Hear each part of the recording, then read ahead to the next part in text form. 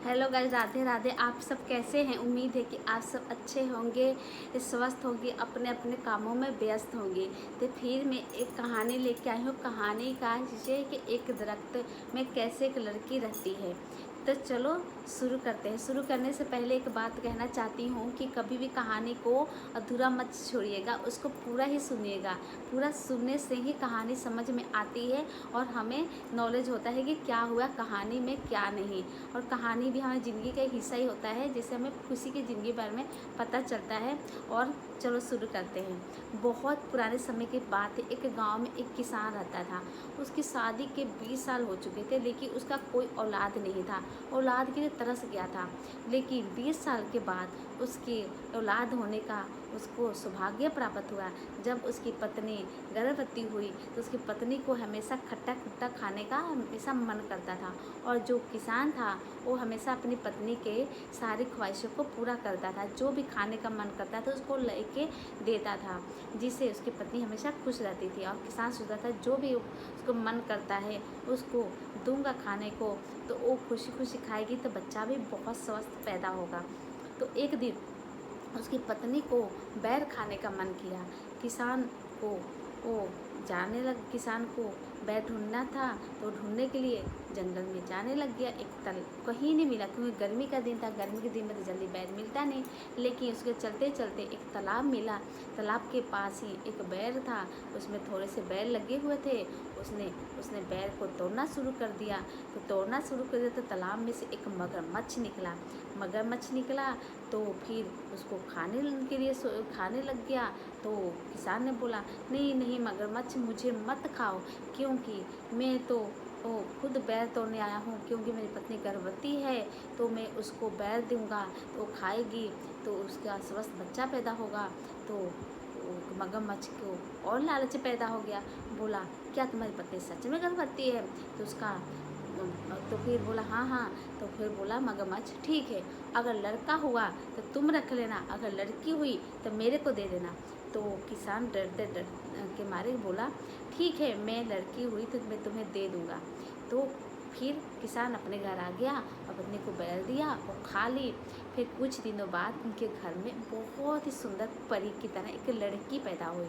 तो लड़की पैदा हुई तो किसान डर गया कि मैं उस लड़की को कैसे उस मगरमच्छ के हवाले कर दूंगा, जबकि वो लड़की मेरा ही खून है, इतनी प्यारी है परी की तरह, मैं कभी नहीं उसे हवाले करूंगा।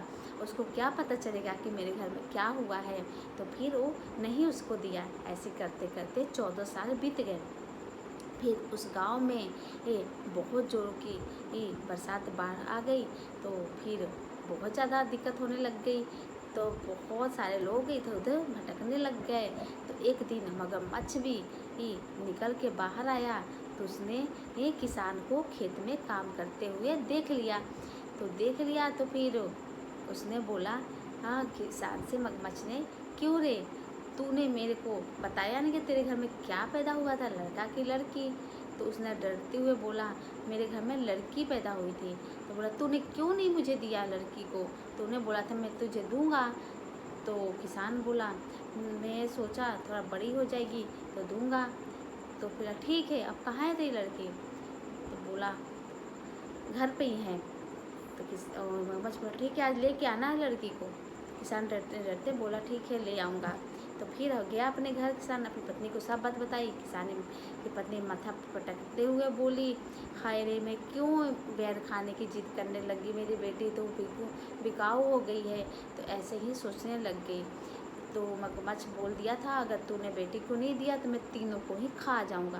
तो डर के मारे किसान अपनी बेटी को लेके तालाब के पास गया और बोला, आ, और उसने पहले ही मगरमच्छ को बोल दिया था कि मेरी बेटी को वो कमल का फूल बहुत पसंद है, तुम तालाब में रहना, अपनी बेटी को लाऊंगा और कमल के फूल फूल रखे रहना। तो मगरमच्छ तालाब में बैठा था कमल के फूल लेके। और किसान अपनी बेटी को वो तालाब के पास छोड़ के बोला, तुम बैठो, मैं अभी आ रहा हूँ। तो बेटी उसकी बैठी रही और अपने पापा का इंतज़ार करने लगी। तो उसने देखा कमल का फूल खिला हुआ है तालाब में। तो उसको तोड़ने के लिए अंदर गई। तो कमल है और दूर खिसक रहा था। उसने बोला, पापा मैं घुटने तक आ गई हूँ, कमल और पीछे खिसक गया। तो फिर वो गई और तोड़ने, तो पूरा गर्दन तक पहुँच गया पानी। तो फिर बोली, पिताश्री पानी तो मेरे गर्दन तक आ गया है, कमल का फूल और खिसक गया दूर। तो फिर उसके पिताश्री तो सुनने वाले नहीं थे, तो जानबूझ के छोड़ के चले गए थे। फिर ऐसे ही करते करते वो मगरमच्छ के चंगुल में फंस गई। और फिर मगरमच्छ बोला, अब तू मेरे चंगुल में है, अब तुझे मैं नहीं छोड़ूंगा। और उसे गुफा में ले गया मगरमच्छ। तो फिर मगरमच्छ को उसको खाने का मन किया। फिर वो इतनी सुंदर थी, तब मगरमच्छ सोचा, छोड़ो इसे बाद में देखेंगे, अभी तो मेरा पेट भर ही जाता है, कहीं ना कहीं से मैं खा ही लेता हूँ। तो ऐसे ही वो अपने भूख, बहुत सारे तालाब में आते थे जानवर, उसको खा लेता था। बहुत सारे आदमी आते थे पानी पीने, उसको खा के मिटा लेता था। पर एक दिन सबको पता चल ही गया, जिस तालाब में एक खूंखार मगरमच्छ रहता है। अब लोग उधर आना छोड़ दिए, और जानवर को भी पता चल गया खूंखार रहता है, तो वो भी आना छोड़ दिए। तो फिर वो मगरमच्छ था, भूखे ही रह गया। तो उसको बहुत जोर की भूख लगी थी। उसने सोचा, क्यों ना आज लड़की को ही खा के पेट भर लूँगा। तो जब वो गया तो रास्ते में ही लड़की जो थी बहुत होशियार थी। उसने अपने पूरे शरीर पे कीचड़ मल लिया और बुढ़िया का रूप धारण करके टोकरी लेके जाने लगी। और बोली, तेरे मगरमच्छ ने उसे देख लिया। तो फिर बोला, तुम कहाँ जा रही हो? तो बोली, मैं कहाँ जा रही हूँ, मैं सूखी बुढ़िया हूँ, मैं तो ऐसे ही रास्ता भटक गई हूँ, तुम मुझे खा के क्या करोगे, मेरे तो सूखी हड्डियों में जान भी नहीं है। ऐसे कहते कहते मगरमच्छ छोड़ दिया उसे और गया गुफा में। तो देखा लड़की भी नहीं है। तब तक वो बुढ़िया बनी लड़की भाग गई और बहुत दूर जंगल तक पहुंच गई। जंगल तक पहुंची तो फिर उसे बहुत सारे शेर को दहाड़ने की आवाज़ सुनाई दी। शेर को दहाड़ने की आवाज़ सुनाई दी तो वहाँ बहुत बड़ा एक पेड़ था, दरख्त था। दरख्त में वो दरख्त था तो वो रोने लगी। दरख्त ने बोला, क्यों रो रही हो? तो उसने बोला, मेरे को सब जानवर खा जाएंगे। तो दरख्त बोला, कोई बात नहीं, तुम मेरे में छुप जाओ।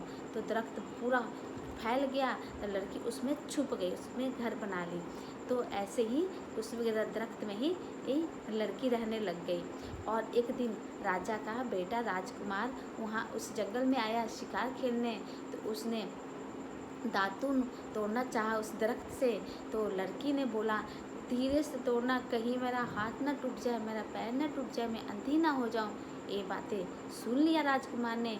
तो फिर सोचा, इसमें से आवाज़ कैसे आ रही है।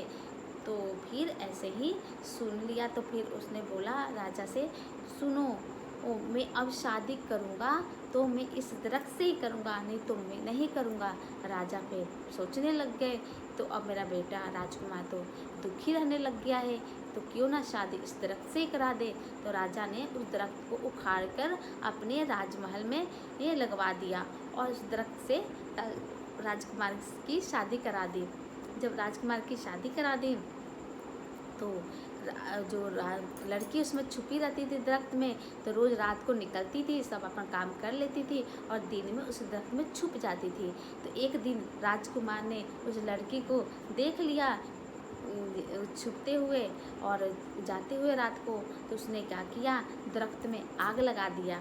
तो लड़की ने बोला, क्यों तुमने मेरे घर को आग लगाया? तो राजकुमार ने बोला, क्यों, ये महल पूरा तुम्हारा ही तो है, तुम्हारा ही तो घर है, तो क्यों इस सरजरे सरे दरख्त में रहती हो? अब तुम इस महल में रहना, और मैं तो तुमसे प्यार भी करता हूँ और हमारी शादी भी हो गई है। तो लड़की भी यही सोचने लगी, हाँ ये तो बात सही है, हमारी शादी तो हो ही गई है। तो लड़की भी खुशी खुशी उस महल में रहने लगी राजकुमार के साथ और दोनों की ज़िंदगी खुशहाल हो गई। इस तरह लड़की की ज़िंदगी भी बदल गई। तो कहानी कैसी लगी आपको दोस्तों, बताइएगा। वीडियो को लाइक कमेंट शेयर जरूर कीजिएगा और चैनल को सब्सक्राइब कीजिएगा। देखिए कहानी में कितना बड़ा मोड़ आता है। लड़की कहाँ मौत के मुंह में फंसी हुई थी, पर लड़की की किस्मत देखिए, वो कहाँ राजकुमारी से रानी, लड़की से एक राजकुमारी और रानी बन गई।